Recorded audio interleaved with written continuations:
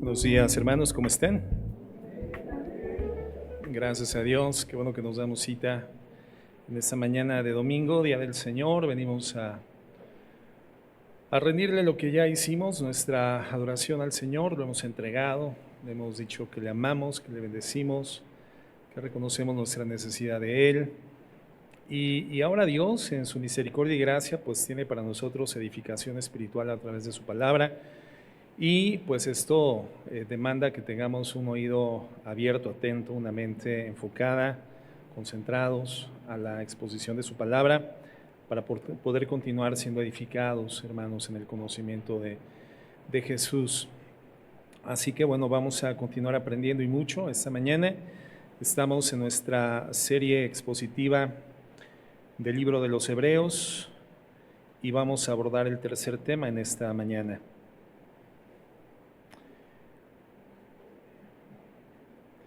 Buscando ahí, por favor, Hebreos 1, capítulo 1, de los versículos 1 al 4, que es el contexto en donde estamos trabajando, con la guía del Espíritu Santo. La realidad es que a veces tenemos dudas de en quién hemos creído. Y al igual que esos hebreos a los que el autor de este libro les escribe, hemos llegado a pensar en volver atrás, hermanos, a tirar la toalla, a renunciar. Pero la realidad es que si lo hiciéramos, ¿cómo calmaríamos nuestra sed? ¿Cómo saciaríamos nuestra hambre espiritual? ¿Cómo caminaríamos sin luz?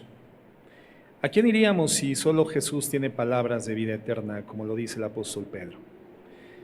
Si nosotros volviéramos atrás y dijéramos, no más, estoy cansado, agotado, creo que no tiene sentido, la circunstancia no cambia y esto está ya llevándome nuevamente a una condición de agobio, y nos retiramos de Cristo, ¿quién podría limpiarnos y quitarnos la suciedad de nuestro pecado? ¿Qué haríamos, hermanos? ¿Cuál sería nuestra esperanza? Hebreos 1:1. Dios, habiendo hablado muchas veces y de muchas maneras en otro tiempo a los padres por los profetas, en estos postreros días nos ha hablado por el Hijo, a quien constituyó heredero de todo, y por quien asimismo hizo el universo, el cual, siendo el resplandor de su gloria y la imagen misma de su sustancia, y quien sustenta todas las cosas con la palabra de su poder, habiendo efectuado la purificación de nuestros pecados por medio de sí mismo, se sentó a la diestra de la majestad en las alturas, hecho tanto superior a los ángeles, cuanto heredó más excelente nombre que ellos. ¿A qué vino Jesús, hermanos? ¿A qué vino Jesús? Vamos a orar. Señor, en el nombre de Jesús, en ese precioso nombre de aquel que lo llena todo, en el nombre de aquel que es la imagen misma de tu substancia, el resplandor mismo de tu gloria, en quien habita corporalmente toda la plenitud de la deidad, en esta mañana venimos con humildad a pedirte la gracia bendita de tu perdón por el pecado que hemos cometido, el restablecimiento de la comunión contigo por el poder poderoso de esa sangre redentora, y la iluminación de tu palabra en nuestro corazón y mente para poder continuar consolidándonos como hijos tuyos en un mundo lleno de detracciones hacia la vida de fe. Ayúdanos, mi Señor, a conocerte más, que esta mañana podamos tener un crecimiento, un dimensionamiento importante de nuestro conocimiento de ti. En el nombre de Jesús, amén y amén. ¿A qué vino Jesús? ¿A qué vino, hermanos? Fundamentalmente a limpiarnos de nuestro pecado. En el sermón del último domingo, cuando expusimos esta serie, vimos 5 características de la persona de Cristo que nos mostraban su realidad eterna, seguramente recordarán. Esa realidad eterna que nos habla de quién siempre ha sido Él, quién es y quién será. O sea, el alfa y la omega, ¿recuerdan? El principio y el fin de todas las cosas. Como lo dice el libro de los Hebreos en este contexto, el resplandor de la luz de Dios y la imagen misma de su sustancia.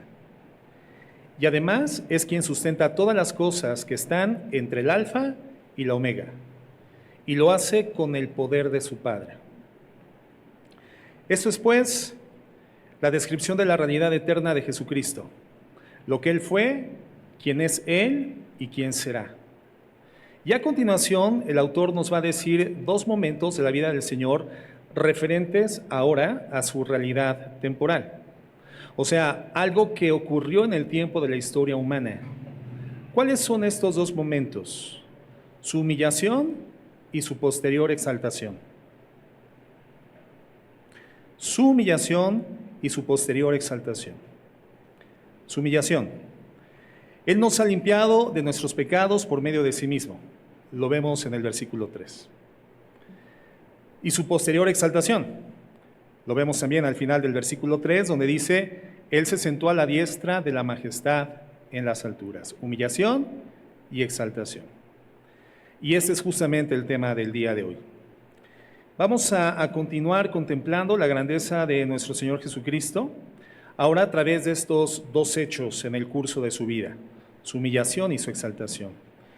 Y con los 5 primeros que vimos el domingo antepasado, vamos a ver la confirmación de la revelación de Dios en Jesucristo. La revelación del Padre a través de la vida del Hijo, porque Él es la imagen de la sustancia divina, el primogénito de toda creación en quien habita toda la plenitud de la deidad. Entonces, las 5 características eternas de Cristo, más estos 2 eventos terrenos en la historia humana a través del curso de la vida de Cristo, nos muestran eso, hermanos, la imagen del Dios invisible. Y esto, sin duda, es lo más grande que Dios puede darnos, el conocimiento de quién es Él a través de Jesucristo. Primera parte del tema, cuando llegó la hora. Cuando llegó la hora. Hebreos 1:1 dice, Dios, habiendo hablado muchas veces y de muchas maneras en otro tiempo a los padres por los profetas, en esos postreros días nos ha hablado por el Hijo. El Hijo, hermanos, es el creador y el sustentador de todo lo creado. Y sabemos en el contexto bíblico que Satanás lo ha robado y lo ha estropeado todo. Por eso va a ser Jesucristo, como el creador y el propietario ofendido, quien va a hacer todo lo necesario para poder rescatar la titularidad plena y el gobierno pleno en esa creación que Él ha gestado por la palabra de su poder. La realidad es que solamente Jesucristo podría hacerlo, y el Señor lo hace. El terror de la caída y el daño causado por el pecado, hermanos, ha sido tan grave en nosotros y en toda la creación que solamente Jesucristo puede tomar cartas en el asunto para poder iniciar y culminar una perfecta salvación de las circunstancias. Solamente Cristo podría hacerlo. No tendría por qué hacerlo, no tendría por qué haberlo hecho, sin embargo, Él decidió hacerlo. Y no estamos hablando de la necesidad de un arreglo cosmético, algo meramente exterior, algo en la forma. Lo que la Biblia nos presenta es que estamos en la absoluta y urgente necesidad de experimentar una regeneración, un nuevo nacimiento. Y es su amor por nosotros, el horror del pecado que ha causado en la naturaleza y especialmente en su creación más amada y pinacular, la más querida, que somos justamente nosotros, los seres humanos. Y además el derecho que Él tiene sobre todas las posesiones es lo que le hacen ponerse voluntariamente, libremente a disposición del Padre para regenerarlo todo, para generar un nuevo orden cósmico, espiritual, un nuevo nacimiento. Y entonces es difícil de creer esto, pero independientemente de que lo creas o no, esto cambia las cosas.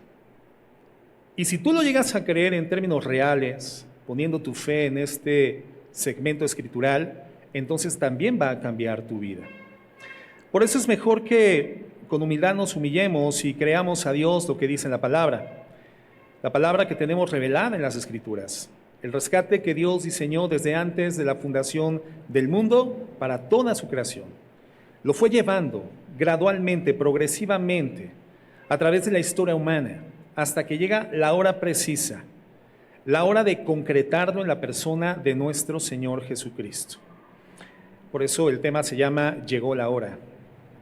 A lo largo de la historia de la humanidad, Dios nos ha ido contando lo que requeríamos saber para ser salvos, salvos del enemigo de nuestras almas, salvos de la condición caída por el pecado y salvos de ese enemigo que también se levanta en contra de nuestras familias, en contra de nuestros matrimonios, de nuestros hijos, de nuestra vida en comunidad. Y nos va contando la historia. Y lo hace inicialmente escogiendo un pueblo para sí mismo a fin de separarlo del resto del mundo. Y desde ese momento lo comenzó a preparar para que pudiera entender que debía ser redimido, y no solamente esto, sino para que él pudiera, este pueblo, aceptar también la redención de parte de su Señor. En el desierto y después en la tierra prometida, les fue enseñado el plan de su obra redentora a través de imágenes. Les hemos llamado sombras, tal como lo menciona la Escritura, la anticipación de una realidad que estaba por venir. Imágenes que prefiguraban la llegada de nuestro Señor Jesucristo, el Hijo de Dios, aquel que precisamente ejercería la obra de salvación.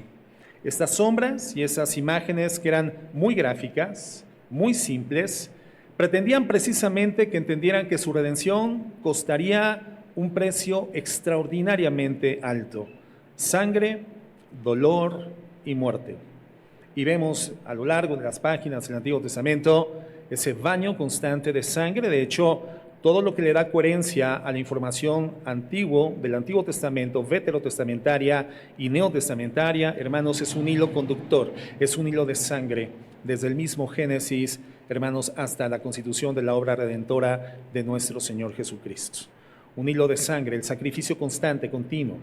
Y esto que era celebrado en el tabernáculo de reunión y en el templo en Jerusalén, solamente era la prefiguración, era el anticipo, la sombra, aquello que anunciaba proféticamente lo que tendría que suceder: sangre, dolor y muerte. Por esto les mandó construir el tabernáculo en el desierto y diseñó una liturgia que tendrían que seguir con utensilios, con muebles, con ceremonias y sacerdotes, para que entendieran algo importantísimo: dónde tendrían que poner su corazón para así ir cubriendo su pecado de manera continua hasta la llegada de aquel, que era anunciado desde el huerto del Edén y que habría no solamente de cubrir, sino de quitar definitivamente con su sangre el pecado de las personas. Una sangre que ahora sí tendría el poder de quitar el pecado y no solamente de cubrirlo temporalmente. Eran solamente imágenes, ilustraciones que prefiguraban la llegada del Hijo. Y por eso el autor de los Hebreos nos dice que en aquel tiempo Dios les había hablado de todas estas cosas por los profetas. ¿De qué forma? En imágenes. Pero ahora, cuando llega la hora, lo está haciendo de la realidad, ya no de imágenes, sino de la realidad. Ya no prefigurativamente, sino en el Hijo, en Jesucristo. Entonces, bueno, ¿qué fue lo que pasó con aquellos que creyeron en esto? Si solamente eran imágenes en el Antiguo Testamento que prefiguraban la llegada del hecho definitivo, Jesucristo muriendo por la humanidad, y esas imágenes no podían salvar, porque solamente Cristo salva, ¿qué pasó con aquellos que vieron antes de la llegada de nuestro Señor Jesucristo esas imágenes y creyeron en el anuncio, creyeron en la tipificación de las sombras? Sabían que habría algo que vendría y finalmente redimiría el estado caído de la humanidad. ¿Qué pasó con aquellos que solamente vieron las sombras? Bueno, la realidad es que si pusieron su vista y su corazón en aquel que habría de venir a salvarles y creyeron en él, aun cuando todavía no llegaba, entonces fueron salvos. Nosotros somos salvos mirando al que vino. Ellos fueron salvos mirando al que habría de venir. ¿Por qué? Porque ni las ceremonias, ni los sacrificios de animales, ni los sacerdotes levíticos podían hacer nada más que anunciar con imágenes lo que habría de suceder con la venida del Hijo de Dios. Lo que Dios tenía pensado hacer para salvarnos de esta condición desastrosa del mundo arruinado por el pecado. Por lo tanto, la salvación de ellos también fue realizada por Jesucristo en la cruz del Calvario. Esa fe en las sombras, esa fe en las prefiguraciones, esa fe en el anticipo a través de esas figuras, literalmente fue concretada, les fue contada por justicia, como un anticipo, como un depósito para la salvación que tendría registro final con la muerte de Cristo en la cruz del Calvario. Por lo tanto, su salvación también fue realizada por Cristo en la cruz del Calvario. Fue Cristo quien validó y dio el cumplimiento a los símbolos y a las imágenes en los que ellos habían puesto sus vistas. Por eso Gálatas 4 y 5, Gálatas 4 y 5 dice de la siguiente forma: pero cuando vino el cumplimiento del tiempo, Dios envió a su Hijo, nacido de mujer y nacido bajo la ley, para que redimiese a los que estaban bajo la ley, a fin de que recibiésemos ahora todos la adopción de hijos. Los que estaban bajo la ley, hermanos, también fueron sujetos de la misma redención, en los mismos méritos, en el mismo lugar de castigo, en el mismo lugar de sentencia, en la cruz del Calvario, lo mismo que nosotros. Nada más que a ellos les tocó esperar un poco de tiempo. Pero si su mirada y su confianza estuvo de corazón en todas esas imágenes y sombras prefigurativas del advenimiento posterior de los hechos reales que redimirían a la humanidad, entonces la fe les es contada por justicia en el mismo momento de la muerte redentora de nuestro Señor Jesucristo. Somos salvos por la misma cruz, salvos por la misma redención, salvos por el mismo Señor Jesucristo. Entonces nos damos cuenta de esto.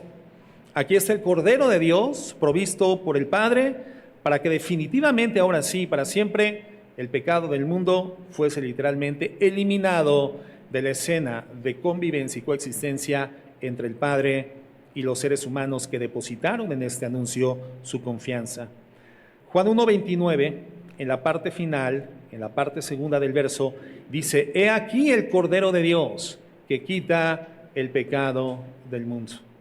El pecado de nuestros antecesores del Antiguo Testamento y el pecado de la nueva dispensación de la gracia a partir de la obra de redención de Jesucristo en la cruz. Es solamente Jesucristo, hermanos, quien quita el pecado del mundo. Pero eso sucedió cuando llegó la hora, cuando vino el cumplimiento del tiempo estipulado por Dios. Por eso ahora el Padre nos habla por el Hijo, de acuerdo a lo que nos dice el libro de los Hebreos. El Padre nos habla por el Hijo, para que entendamos, entre otras cosas, que fue Él quien efectuó la purificación de nuestros pecados, pero no por imágenes, sino por medio de sí mismo. Entonces, la hora llegó. Jesucristo en el Calvario concreta la redención. Segunda parte. ¿Para qué vino Jesucristo? Hebreos 1:3, en la parte segunda del verso, en la parte B del verso, dice: habiendo efectuado la purificación de nuestros pecados por medio de sí mismo, se sentó a la diestra de la majestad en las alturas. ¿Para qué vino el Señor Jesucristo?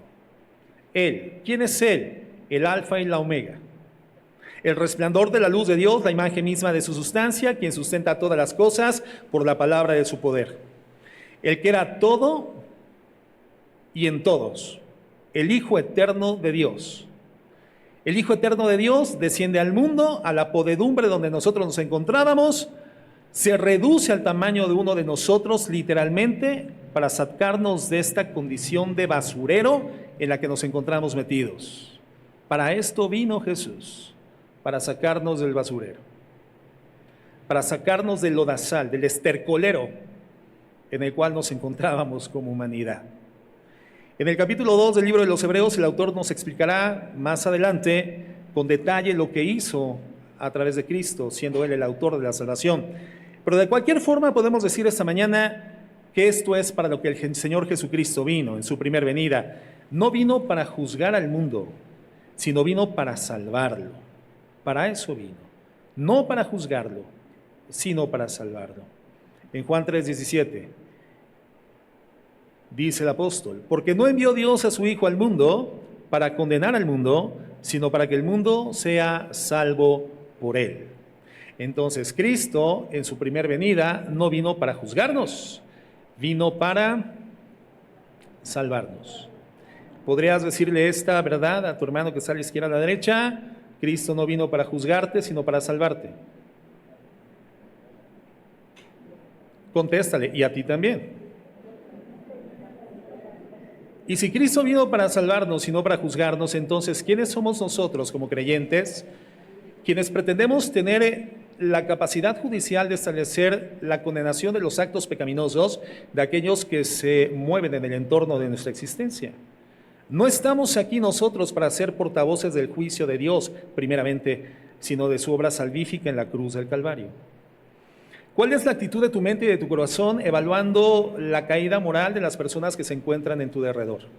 Eventualmente, la caída moral de la vida de tu familia, las personas con las que trabajas en tu medio comunitario, las personas con las que convives y coexistes, y que en alguna forma en tu condición redimida su pecado parecería que genera en ti un efecto repulsivo hacia ellos. Y estimula los dedos señaladores, estableciendo juicios, dictaminaciones cruentas por causa de la maldad que hoy nos separa a nosotros de ellos, siendo que la maldad los separa de Dios, y su maldad tendría que aproximarnos a ellos a través del tendido del puente que somos llamados a establecer entre el mundo pecador y Dios a través de la predicación del Evangelio de la Gracia.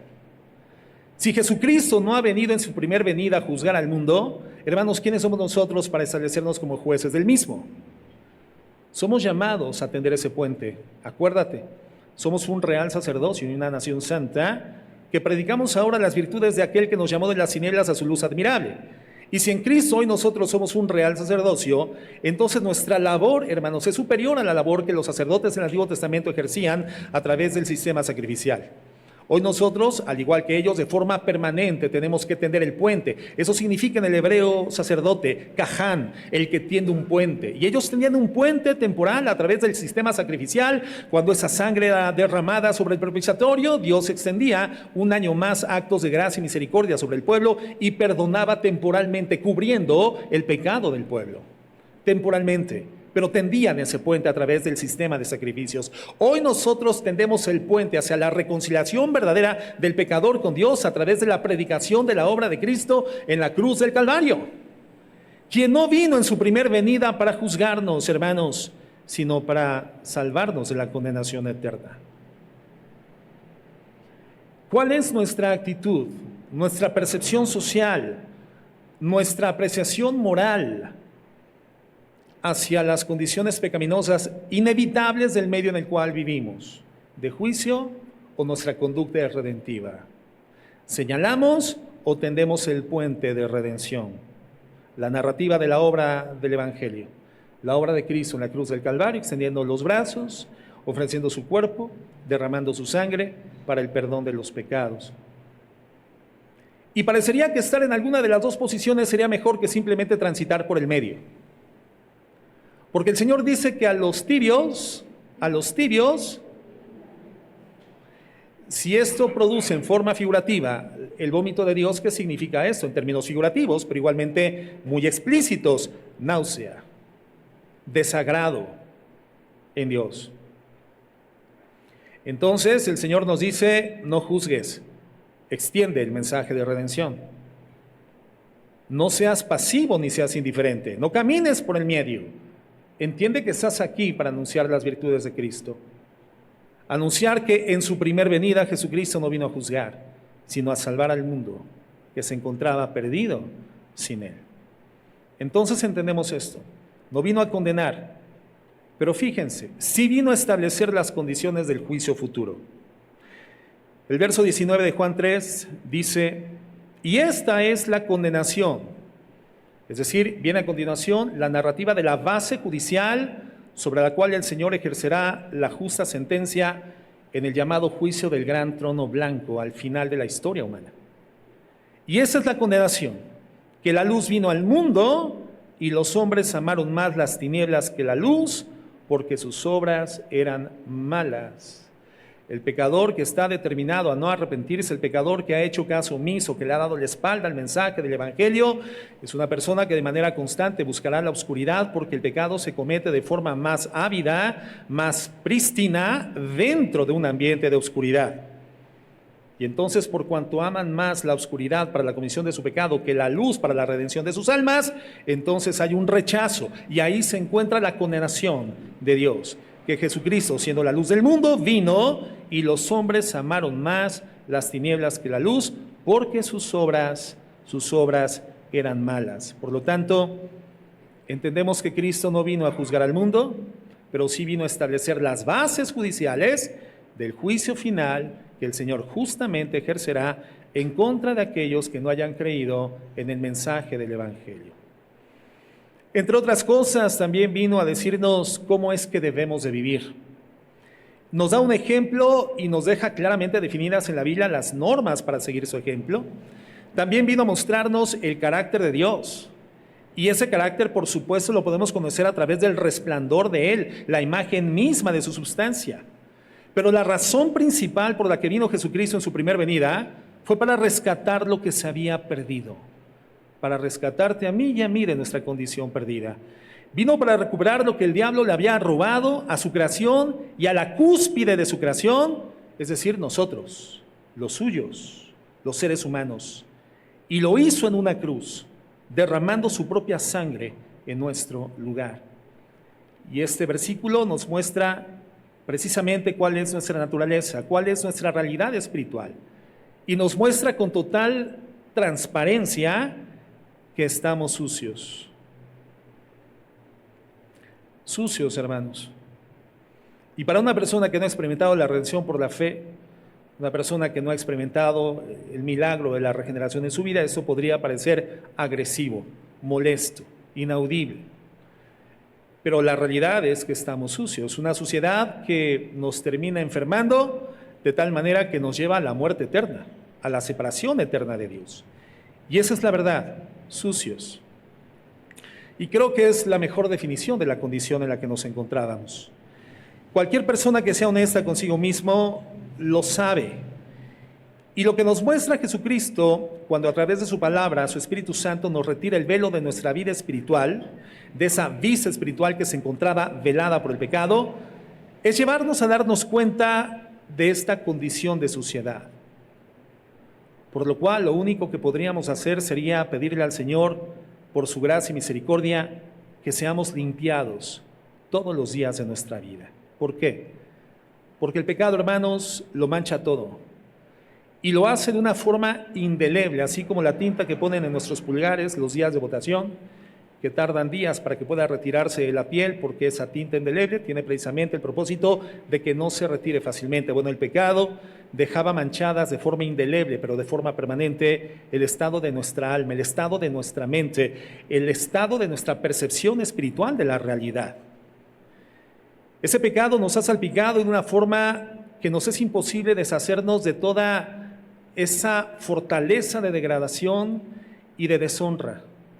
Pero la sangre de Jesucristo nos limpia de todo pecado y lo hizo, hermanos, lo hizo porque nos amó. Apocalipsis 1:5. Apocalipsis 1:5. Y de Jesucristo, el testigo fiel, el primogénito de los muertos y el soberano de los reyes de la tierra, al que nos amó y nos lavó de nuestros pecados, ¿con qué cosa, hermanos? Con su sangre. Tal como lo establecía la ley, sin sangre no hay remisión de pecados. Era necesaria una sangre. Pero importante que no olvidemos, hermanos, como lo dice la Biblia, lo hizo porque nos amó. Nos rescató, nos compró por el puro afecto de su voluntad. De ninguna manera porque lo mereciéramos. Jesús nos lavó con su sangre preciosa para que podamos aspirar a llegar a ser aquello por lo cual fuimos creados, es decir, volver a ser el elemento que refleje la gloria suya, tal como el humano era en el principio antes de la caída en el huerto del Edén. Entonces, cuando el Espíritu Santo inspira en el autor de Hebreos la frase, habiendo efectuado la purificación de nuestros pecados por medio de sí mismo, lo que nos indica es que había solamente una víctima adecuada, solo una víctima adecuada para quitar el pecado que nos había matado, que nos había separado de Dios. Y era necesario que esa víctima literalmente aceptara el sacrificio de manera voluntaria, porque solamente a través de su entrega personal voluntaria, a través de sí mismo, sería quitado el pecado que a nosotros nos había separado de Dios. Y eso significa muerte, y lo quiero recordar, lo hemos estudiado. Pero muerte no significa dejar de existir, como piensan los testigos de Jehová, que después de la vida física como tal en la tierra, si tú no recibiste la redención por la forma litúrgica de su sistema religioso, entonces simplemente te esfumas como una vela que se apaga y dejas de existir. Eso no existe, eso no es verdad, no es la información escritural. La palabra de Dios no nos muestra esa posibilidad.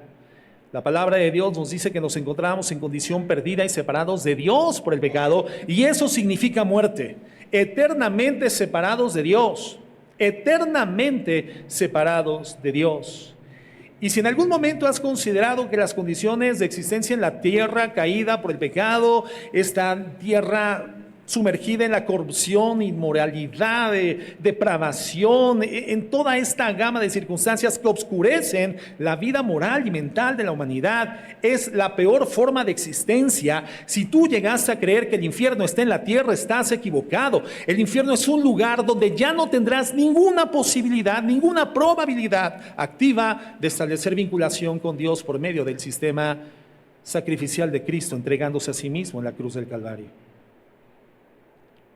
Si tú has experimentado el dolor en esta tierra, si has experimentado el sufrimiento en esta tierra, dolor del alma, dolor de la mente, dolor del espíritu, dolor de la carne, del cuerpo, has sentido el ardor de una quemada, has experimentado el dolor de la soledad o del abandono, de la traición o de la infidelidad, y crees que es el infierno en la tierra, estás completamente equivocado.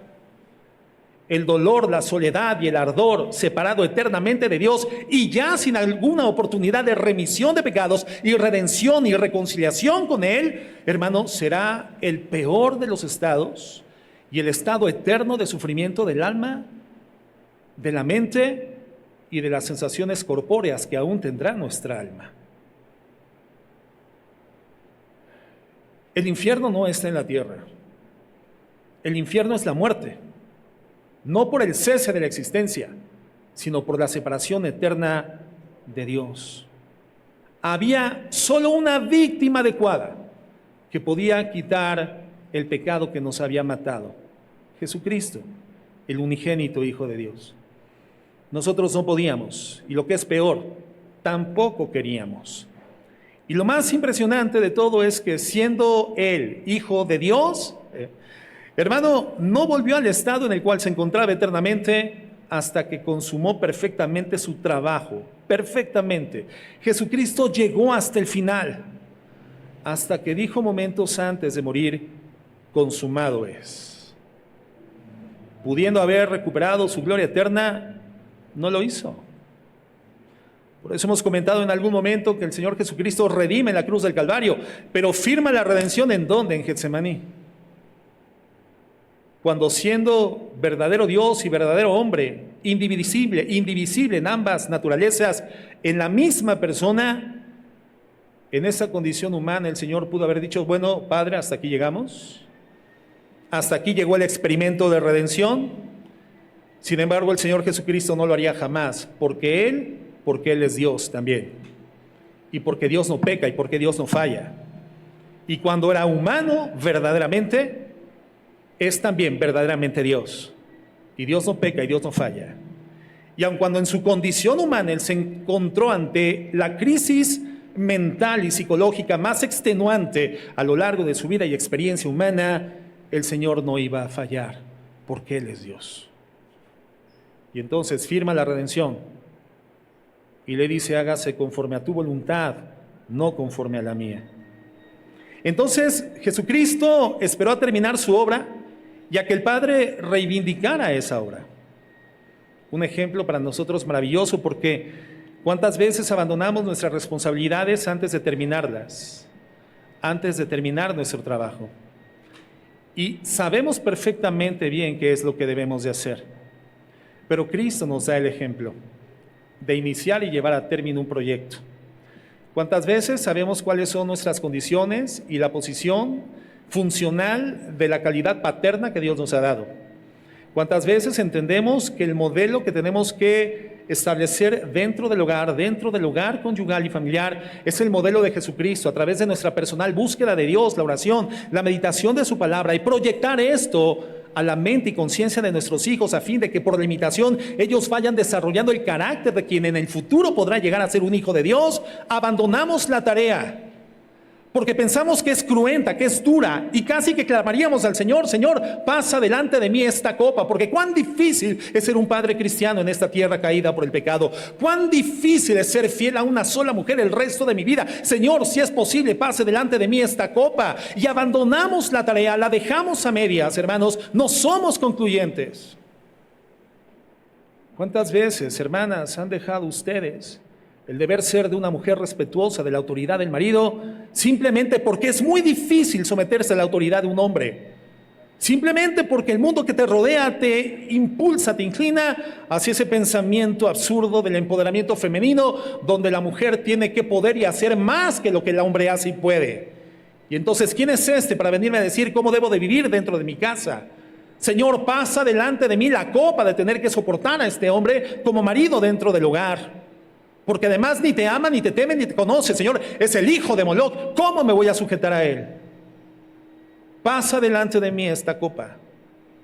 Pero ¿qué aprendemos del Señor Jesucristo?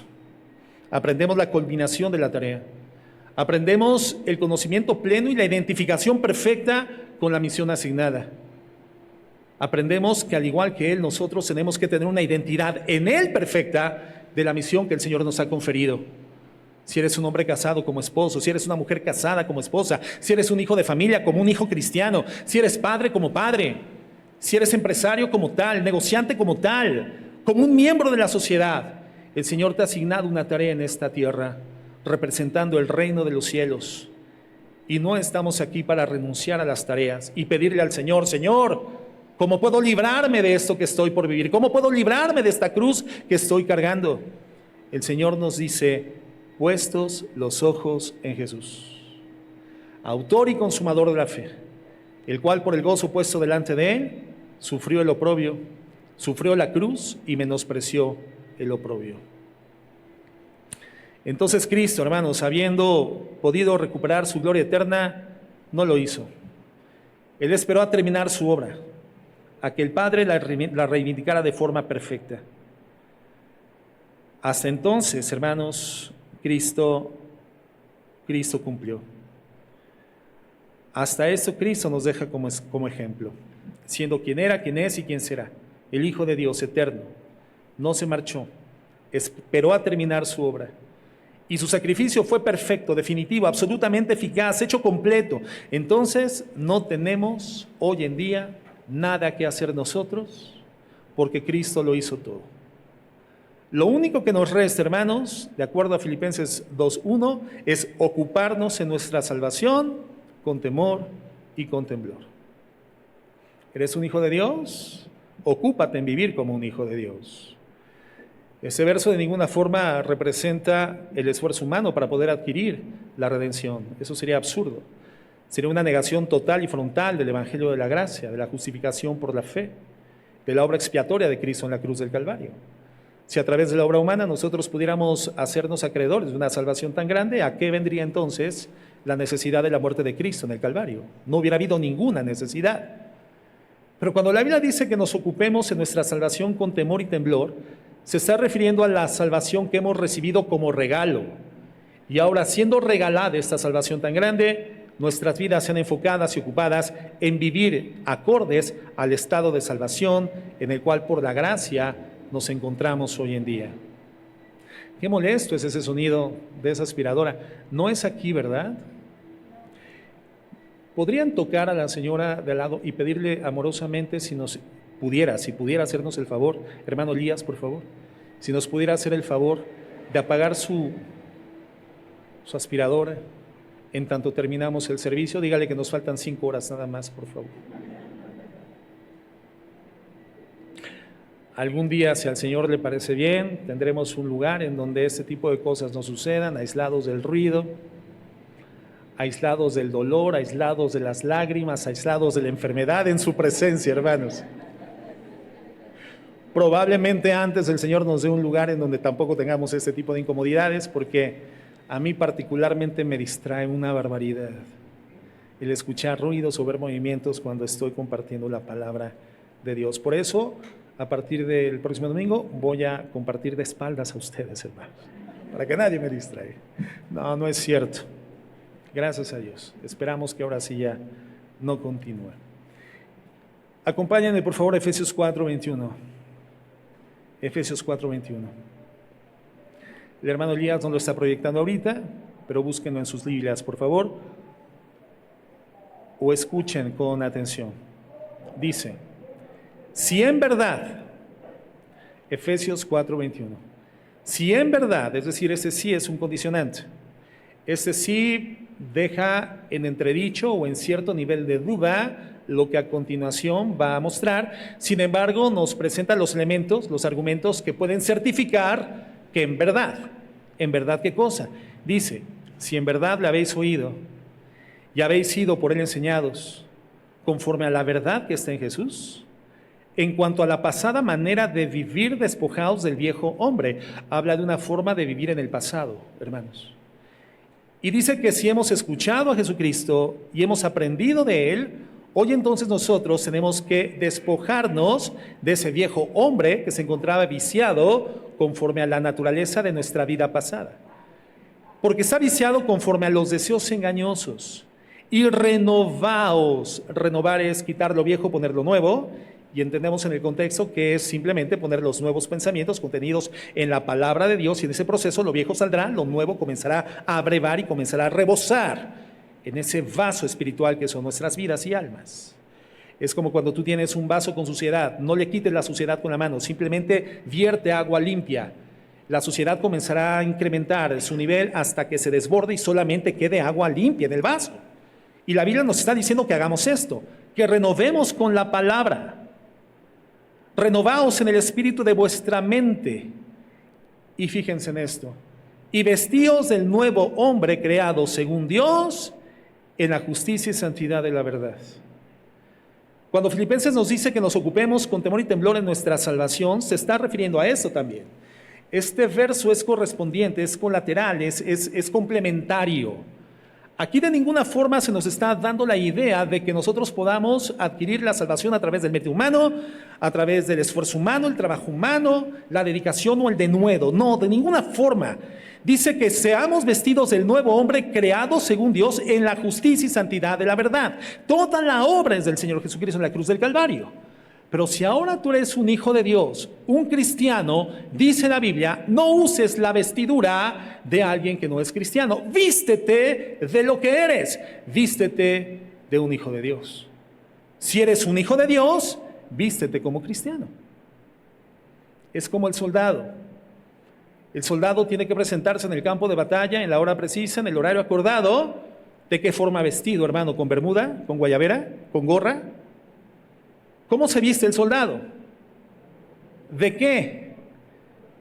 De soldado. Viste un uniforme y viste una serie de aditamentos y de elementos que le permiten estar preparado para participar en la contienda, en la batalla, en la guerra. Iba con un arma, iba con un casco, iba con un peto, un pectoral, un chaleco, antibalas. Iba con su pantalón camuflajeado, su casaca camuflajeada, porque es eso, es un soldado. Cuando una persona que no es un soldado, una persona que no ha recibido el adiestramiento castrense de forma metódica y a lo largo de los años se viste de camuflaje, no está vestido, está disfrazado porque emula ser alguien que no es. Pero el soldado tiene que vestirse de lo que es, de soldado, y presentarse a la batalla vestido con todos los aditamentos y con todo el armamento y todo lo necesario para cumplir con aquello que es un soldado, y el soldado entra en batalla. La Biblia no nos está diciendo que por nuestros méritos logremos la salvación, sino que por los méritos de Cristo hemos sido salvos y en consecuencia tenemos que vestirnos como cristianos, como hijos de Dios. ¿Cómo se viste un cristiano, hermano? ¿Cómo es la camisa de un cristiano? Es una camisa de gracia. ¿Cómo es el pantalón de un cristiano? Es un pantalón de misericordia. ¿Cómo es el cinturón de un cristiano? Es un cinturón de arrepentimiento. El calzado de amor, el abrigo de paz, la falda de una mujer cristiana de paciencia, las coberturas que cubren el cuerpo de un cristiano espiritualmente tendrían que ser conforme a nuestro Señor Jesucristo.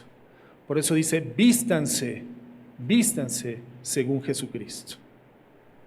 ¿Y dónde nos vestimos según Jesucristo? ¿Dónde encontramos esa ropa? ¿Dónde encontramos el atavío, el atuendo de un cristiano? La camisa de verdad, el pantalón de la gracia, el abrigo de la misericordia, la bufanda del perdón, de la oportunidad renovada. ¿Dónde encontramos esa vestimenta? Hermano, ¿dónde encuentras tu vestuario diario? ¿Dónde? En un closet. Pues Dios tiene un closet, un armario en el que cotidianamente tenemos que ingresar nuestras vidas y espiritualmente en la comunión con Dios. Comenzar diligente y responsablemente a cuidar el estado de salvación ocupándonos en él. Y es en ese armario, en la intimidad con Cristo, la oración, la meditación, los tiempos en soledad, el hablar con el Señor, desbordar tu corazón, desahogarte, buscar su gracia, su misericordia, arrepentirte. Es ahí en la intimidad con Dios, donde entras en el armario, donde el Señor dice: aquí está toda mi vestimenta, está todo mi atuendo y está disponible para ti. Vístete antes de salir a la calle, vístete antes de iniciar el día, vístete antes de enfrentar las vicisitudes inevitables que vas a confrontar en este día de tu vida. Pero no salgas sin vestirte. Ocúpate en tu salvación con temor y temblor. Vístete como lo que eres, como un hijo de Dios. Renueve el espíritu de tu mente a través de mi palabra, la oración, la meditación y el convivir conmigo. ¿Cómo venimos vestidos esta mañana, hermanos? Espiritualmente. Y a la luz de este curso inicial del día, en este domingo, 31 de agosto del 2025, en el curso de lo que va de este día, hermano, algunos han dado testimonio de que el viejo hombre todavía se encuentra haciendo el atuendo. Llovieron malestares, rencillas, gritos, maledicencias. Llovieron malas formas, rencores, resentimientos. Ya hubieron heridas con la boca y con la lengua. Ya acribillamos 1 o 2 corazones. Y si tú eres un hijo de Dios, el Señor dice: despójate del viejo hombre, ya. Y vístete según Cristo. Vístete como Jesús. En la justicia y santidad de la verdad. Ocúpate en tu salvación con temor y temblor. Hoy en la mañana veníamos a la reunión de servidores que tenemos a las 9 en punto y se me ocurrió venirme por una calle que cruza la calle del mercado, a una cuadra del mercado, aquí en el centro, aquí arriba. Y veníamos muy bien, con el tiempo suficiente para llegar sin ningún tipo de premura, y de repente pues los carros cruzados en ese cruce. Y yo dije, bueno, ahorita en 30 segundos se quitarán, se desbloqueará la calle, en 1 minuto se va a desbloquear la calle. Bueno, en 5 minutos tal vez se desbloquee. Bueno, seguramente en 15 minutos se va a desbloquear. Y veníamos con el tiempo suficiente para llegar. Finalmente nos dieron las 9 de la mañana y nosotros estábamos atorados en el tráfico. Los servidores puntualmente, porque saben que es un elemento básico del servicio, el compromiso, la puntualidad. Y yo sabía que nos estaban esperando. Hermano, casi me quito la camisa de la paciencia y me pongo la playera del gorila que llevaba yo dentro antes de conocer al Señor. Ese gorila que hay en mí, pero que el Señor lo tiene aquietado, estuvo a punto de emerger y de comenzar a sacar las manos, salirme del carro, ver qué pasaba, comenzar a dirigir el tránsito. A ver, pase, usted y quédese ahí, quieto, que voy a pasar. Pero Dios me dio una ayuda idónea, que inmediatamente me dijo: paciencia, Calimán. Paciencia, hijo de Dios. Sí, es verdad. La paciencia según Cristo. Todos los días estamos enfrentando la suficiente cantidad de vicisitudes, contrariedades, situaciones no previstas, que van a dejar de manifiesto, hermanos, cómo estamos vestidos. Pero probablemente dejen de manifiesto quiénes somos realmente espiritualmente. Vistámonos, dice el Señor, del nuevo hombre creado según Dios, en la justicia y santidad de la verdad. Nada podemos aportar a nuestra salvación, hermanos, nada, sino trabajar en la salvación regalada para mostrarle al mundo la gloria que aquel tiene y que vino a entregarnos a través de salvación. La gloria de aquel que rescató nuestras vidas derramando su preciosa sangre en el lugar de nosotros. Pero a ver, pastor, particularmente yo soy de aquellos que no para de caer. Soy de aquellos que no para de fallar. De hecho, me da asco tanta mancha en mi vida y sin embargo, no veo el resultado del derramamiento de su sangre como me gustaría. ¿Para qué vino Jesucristo entonces, pastor? Bueno, de entrada, hermano, qué bueno, si es tu caso, que te da asco. Porque eso es producto de tu regeneración, producto de la fe en Cristo. Por eso eres una oveja. Porque los que no han nacido de nuevo, no solamente no les da asco, más bien se revuelcan en la suciedad y se ríen de nosotros disfrutando como lo hacen los cerdos del lodo.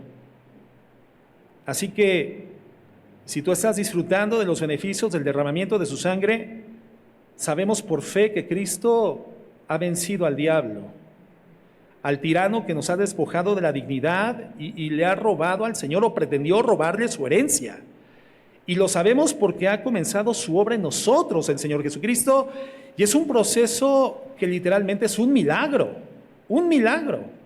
porque la transformación de nuestra mente y corazón para reconocer nuestra miserable condición es un milagro. Reconocer la podredumbre, darnos cuenta de la suciedad y sentir repudio por la suciedad. Esto, hermano, es imposible que lo consiga ninguna ideología política y ninguna ideología filosófica. Es cierto que anhelamos la perfección, pero lo que ha sucedido en nuestras vidas, hermanos, recuerden, solamente son las primicias de la plena restauración del universo entero. Algo que va a suceder al final de estos posteriores días en los que ya estamos viviendo. Y es cierto, solamente tenemos hoy en día, de acuerdo a la Biblia, las primicias, pero por fe, estas primicias son más que suficientes para seguir caminando hasta ver la plena restauración de todas las cosas, incluyendo la transformación de nuestro cuerpo. No solamente de la parte ingrávida del ser, no solamente de la parte etérea del ser, aún de nuestros cuerpos.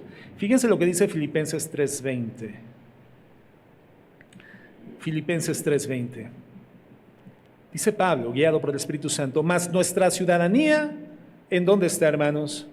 En los cielos, de donde también esperamos al Salvador, al Señor Jesucristo, el cual, ¿qué va a hacer? Transformará el cuerpo de la humillación nuestra. Este cuerpo de humillación. ¿Por qué la Biblia le llama a nuestro cuerpo cuerpo de humillación? ¿Por qué, hermanos? Porque la humillación por causa de la comisión del pecado que avergüenza al hombre y lo llena de miedo, que lo lleva a una condición de separación de Dios permanente, esa humillación se ve en un cuerpo que se degrada todos los días. Un cuerpo que se duele, un cuerpo que se enferma, un cuerpo que envejece, un cuerpo que cada día, ya a cierta edad, cuando nos levantamos y nos vemos al espejo, eventualmente tiene el poder de sentirnos humillados. La enfermedad y el envejecimiento, hermano, es algo que el ser humano jamás tendría que haber experimentado. No fue diseñado para eso. Pero Dios, sabiendo todas las cosas que el ser humano caería en el pecado, en el equivocado uso de su libertad, desde el Génesis 3:15, como lo veíamos la clase pasada, nos presenta el protoevangelio, en donde nos habla y explica de ese mecanismo glorioso de redención, donde la simiente de la mujer aplastaría la cabeza de la simiente de la serpiente, deshaciendo todas las obras del diablo y restaurando no solamente la condición humana, sino toda la condición universal que quedó en una condición fallida por causa del pecado humano. Y entonces nos dice, esta ciudadanía está en los cielos, de donde también esperamos al Salvador, el Señor Jesucristo, el cual transformará el cuerpo de la humillación nuestra para que sea semejante al cuerpo de la gloria suya, por el poder con el cual puede también sujetar a sí mismo todas las cosas. Esto es lo que esperamos, esto es lo que queremos. No quisiéramos dejar esta casa terrestre, que es el cuerpo temporal, caduco. Pero dice la Biblia, dice el apóstol Pedro, que cuando abandonemos este cuerpo no quedaremos sin una casa, sino que seremos revestidos de una casa espiritual, de un edificio espiritual, y hace referencia al cuerpo glorificado, un cuerpo que tiene las condiciones de la gloria de Dios, hermanos. Anhelamos ese tiempo, pero por lo pronto hemos recibido las primicias. Y las primicias, hermano, son suficientes. Así que anímense, ocupémonos en nuestra salvación con temor y temblor.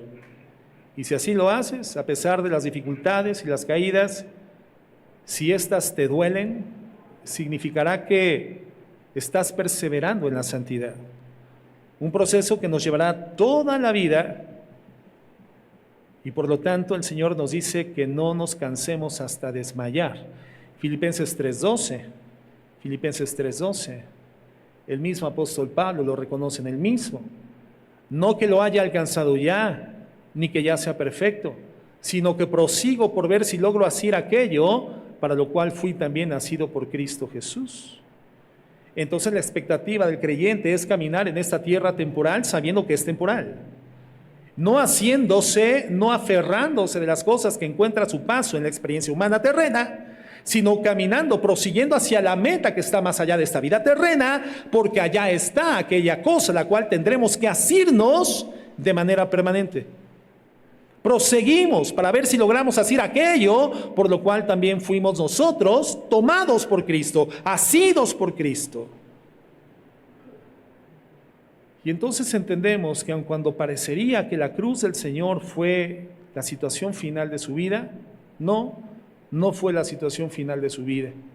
Solamente fue un paréntesis que el Señor mismo abrió con respecto a su posición eterna. ¿Para qué? Para llevar a cabo nuestra salvación. Pero Él, ¿dónde está? Él está reinando en las alturas, donde estuvo, donde está y donde estará, por siempre, ahí. El problema es que los hebreos cristianos, a quienes iba dirigido este escrito, dudaron. ¿Por qué dudaron? Porque veían en Jesús solamente un hombre humillado hasta la muerte. Por eso el escritor de los hebreos les escribe y les explica que esto fue necesario, que su humillación solamente fue un periodo de tiempo que Él abrió dentro de su realidad eterna para salvarnos de nuestros pecados. Pero que Él es el Hijo de Dios, coronado con poder y gloria, y que es ahí donde Él ahora se encuentra. Ahí, coronado con poder y con gloria, hermanos. Ellos lo vieron. Muchos lo vieron morir y dudaron. Nosotros ni siquiera lo hemos visto. Podemos dudar. Y por eso está escrita esta carta. Para nosotros, hoy, ahora, hermanos, para conocer quién es Jesús, para conocer cuál es la obra del Hijo de Dios y para poder entender dónde Él se encuentra el día de hoy. Y esa es la tercera parte. ¿Dónde se encuentra ahora? Hebreos 1:3, parte final del texto. Y estamos llegando también al final de la enseñanza. ¿Dónde se encuentra ahora? Dice, se sentó a la diestra de la majestad en las alturas. Se sentó. Ese final del versículo 3 es la culminación de todo lo que el autor ha venido diciéndonos hasta este momento. Que Jesucristo es el principio y el final del universo. Que Él es el resplandor de la luz de Dios, que es la imagen misma y la sustancia de quien sustenta todas las cosas por la palabra de su poder. Y por eso está sentado donde está. ¿Por qué? Porque es Dios. Porque Jesucristo es Dios. Pero este verbo, sentarse, evidencia dos aspectos de la situación actual de Jesucristo. Primeramente, nos muestra su estatus de autoridad. Jesucristo está sentado a la diestra de Dios Padre porque Él es Dios, siempre lo fue. Y segundo, está sentado porque acabó la obra que vino a hacer y por lo tanto está sentado. Porque uno solamente se sienta después de haber terminado su trabajo, antes no. Por lo tanto, Cristo está sentado en el trono por dos motivos, tanto por lo que es Él como por lo que ha hecho Él. Él está ahí sentado porque es el lugar que Él merece, Él es Dios, por derecho propio. Pero también está sentado ahí por la obra que ha acabado y para la cual había dejado previamente aquel lugar en el cual se encontraba eternamente. Y por estos dos motivos, Él se encuentra hoy en el trono. Él estuvo ahí eternamente.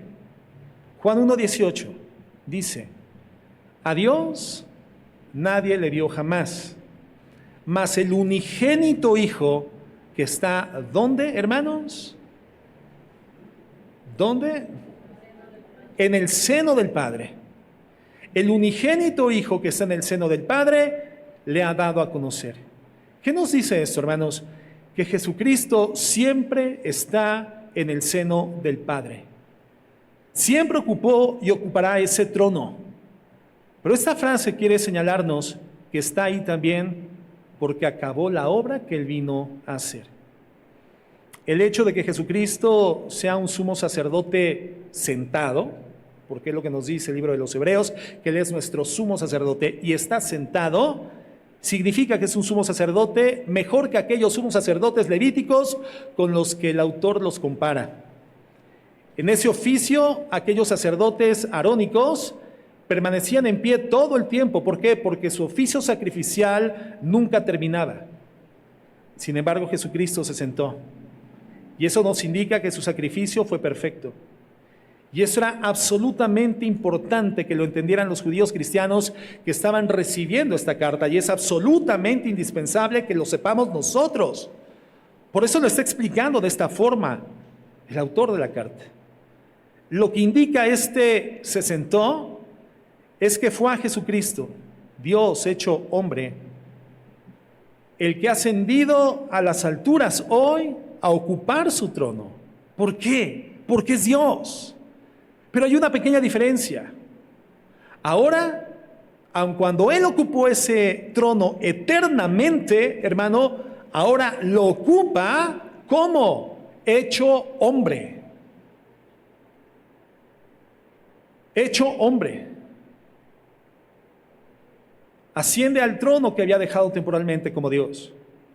Lo había dejado temporalmente para ofrecer el sacrificio perfecto por el pecado. A la diestra de Dios, hermanos, hoy hay un hombre. Un hombre que es Dios, pero un hombre.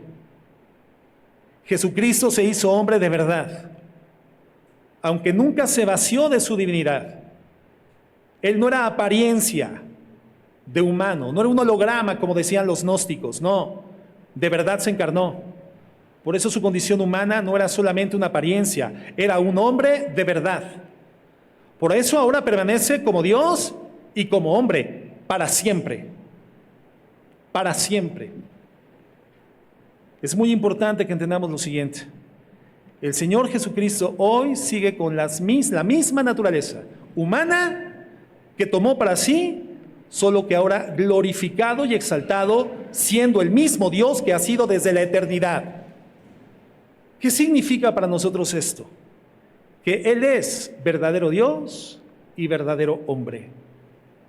Que tenemos a uno de nosotros en la posición más alta del universo.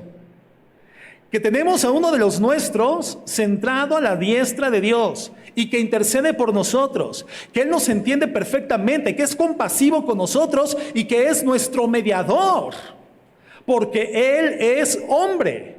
Y entonces es el único que puede mediar entre Dios y los hombres. ¿Por qué? Porque se necesitaba a alguien que fuese verdadero Dios y verdadero hombre para poder mediar entre la humanidad y la divinidad y poder salvar a la condición humana de su malignidad.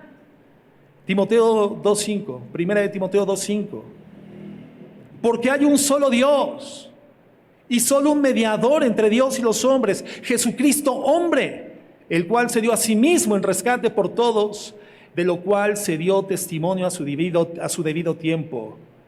¿Quién es el mediador entre Dios y los hombres, hermano? ¿Quién? Jesucristo hombre. No solo Jesucristo, Jesucristo hombre. Era necesario que fuera Dios y que fuera hombre. Dos naturalezas, verdaderamente divino, verdaderamente humano, en una sola persona, dos naturalezas, sin confusión ni división, sin distinción alguna. Lo que en el concilio de Calcedonia se definió en el año 451 después de Jesucristo y se llamó teológicamente la unión hipostática. Una palabra rara. ¿Qué significa hipostática? Hipóstasis del griego, que significa una substancia o una persona individual. ¿Qué significa esto? Que Jesucristo no es dos personas, ni dos identidades. Es un solo hombre, es una sola hipóstasis con dos naturalezas indivisibles, inconfundibles. Una divina y una humana. Verdadero hombre y verdadero Dios. Perfecto en divinidad y perfecto en humanidad. Verdaderamente Dios y verdaderamente hombre. De alma racional y de cuerpo. Pero consubstancial con el Padre según la divinidad y consubstancial con nosotros según la humanidad, en todo semejante a nosotros, excepto en el pecado, engendrado antes de todos los siglos según la divinidad, y en los últimos días, nacido de la Virgen María, Madre de Dios según la humanidad. Y sí, hermanos, María es la Madre de Dios, de la humanidad de Jesucristo. Y por eso María no solamente fue la portadora temporal, no fue un depósito, no fue únicamente una incubadora. María es la Madre de Dios porque quien nace de ella es Dios encarnado. Ella no es preexistente a Dios. Ella no es la portadora de la semilla divina de Jesucristo. Jesucristo ya era Dios, pero quien nace de María, hermanos, es Dios, siendo hombre, sin vaciarse de su divinidad. ¿Me estoy explicando con esto, hermanos? Esto que un segmento del cristianismo a lo largo de los años ha querido refutar. No, María no es la madre de Dios, es la madre de Cristo. Entonces estás diciendo que la naturaleza divina y la naturaleza humana se dividieron. No, no fue la incubadora de Cristo, sino fue literalmente la mujer de la cual nació el Dios hombre del universo. En ese sentido, en la humanidad de Jesucristo, ella es la Madre de Dios. Lo que salió de María fue Dios. Perfecto hombre, perfecto Dios. Ella no aportó la divinidad de Cristo, ella no dio la divinidad de Jesucristo, pero lo que nació de María fue Dios en la carne. Por eso los padres de la iglesia, hermanos, en estos concilios que tenían el propósito de erradicar las herejías de la iglesia cristiana, de la iglesia del Señor Jesucristo, llegan guiados por el Espíritu Santo a estas conclusiones.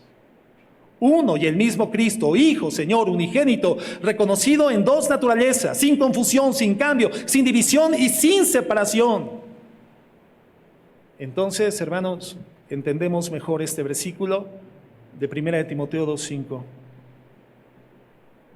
Un solo mediador entre Dios y los hombres, Jesucristo, hombre. Y por supuesto que si el Hijo se sienta en el trono, que es el lugar de absoluto dominio en el universo, significa que su naturaleza es igual a la del Padre, y el Padre es Dios. Otra cosa importante, no se encuentra al lado del trono de Dios. No dice eso la Biblia, no. Es al lado de Dios mismo. Es decir, en el mismo trono donde Dios está, a su diestra, en el mismo trono está Jesús. Y a la diestra significa puño de poder, que es la acción de dominio perfecta y completa y justa sobre el universo mismo. El dominio para juzgar y ejecutar lo juzgado. Pero está sentado en el mismo trono. De hecho, Juan en Apocalipsis 22:1, fíjense lo que narra, lo que nos dice. Apocalipsis 22:1. Dice, después me mostró un río limpio de agua de vida, es el tercer cielo, resplandeciente como cristal, que salía, ¿de dónde? Del trono de Dios y del Cordero. No dice de los tronos, dice del trono. Es un trono, hermanos, que está ocupado al mismo tiempo por el Padre y por el Hijo. Con todo lo dicho hasta aquí, el autor de Hebreos nos está preparando para llegar a la conclusión de que Cristo, hermanos, es superior a todos, incluyendo a los ángeles. Pero ¿por qué tenían que saber eso los judíos a quienes les escribe la carta a los hebreos? ¿Por qué tenían que saber esta información adicional? Bueno, con la guía del Espíritu Santo, y si Dios nos lo permite, continuaremos viéndolo la próxima semana.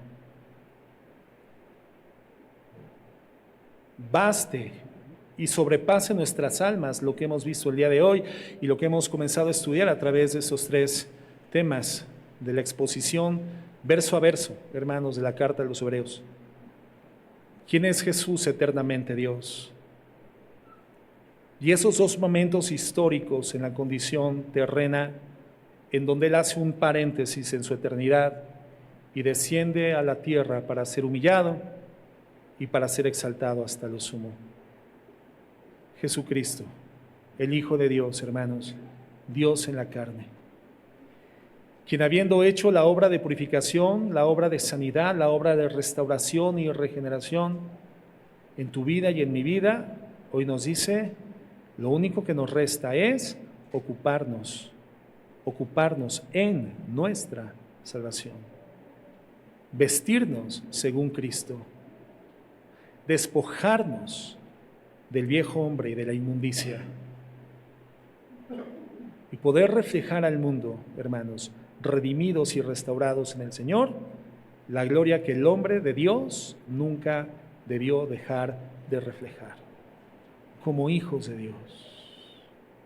Cuán importante es saber quién es Cristo, porque de esa consideración depende el resto de nuestras vidas. ¿Eres un hijo de Dios? Vístete según Cristo, en la justicia y santidad de la verdad, todos los días. Nunca salgas de tu casa desnudo, sal vestido según Cristo. Vamos a orar.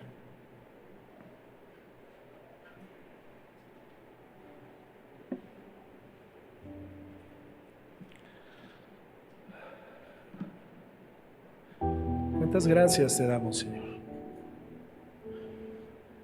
Oh bendito Dios, cuántas gracias te damos. Porque las verdades han sido reveladas, han sido expuestas, los velos han sido corridos, la verdad queda ante nuestros ojos, ante nuestra conciencia. Tú eres el Hijo de Dios. Y has venido a esta tierra con un fin primordial, cierto. Nos muestras al Padre y su carácter, porque tú eres el resplandor de su gloria. Es verdad, nos muestras la forma correcta de vida y tú eres el modelo y pones los principios. Pero sobre todas las cosas, has venido a salvarnos. Has venido a rescatar lo que había sido perdido. Tú, quien eres el Cordero de Dios y solo tú, quien quitas el pecado del mundo. Solo tú, mi Dios, quien tiene el derecho sobre todo lo creado y todas las posesiones, porque todo fue creado por medio de ti y para ti. Por medio de ti fue hecho el universo. Tú sustentas todas las cosas con la palabra de tu poder. Eres el alfa y la omega, y todo lo que hay en ese intervalo es creado y sustentado por ti. Y fuiste tú, Señor, quien efectuó la purificación de nuestros pecados por medio de ti mismo. Ninguna otra víctima lo hubiera podido hacer a través de ti mismo.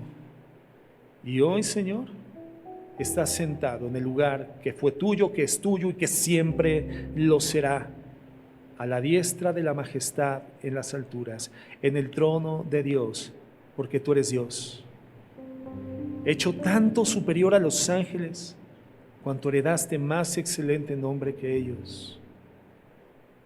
Queremos rendirte adoración. Queremos presentarnos en humillación delante de ti, reconocer nuestra maldad y nuestro pecado. Necesitamos todos los días la acción purificadora de tu sangre, que viene a nuestras vidas a través del arrepentimiento y nos limpia para poder mantener activa la comunión que tú ya ganaste por tu sacrificio en la cruz. Hoy podemos decirte, papá. Hoy podemos decirte, Dios mío. Hoy podemos llamarte mi Salvador y mi Redentor, mi castillo, mi roca en quien yo confiaré. Porque lo hiciste todo, Señor, para reconciliarme con tu Padre.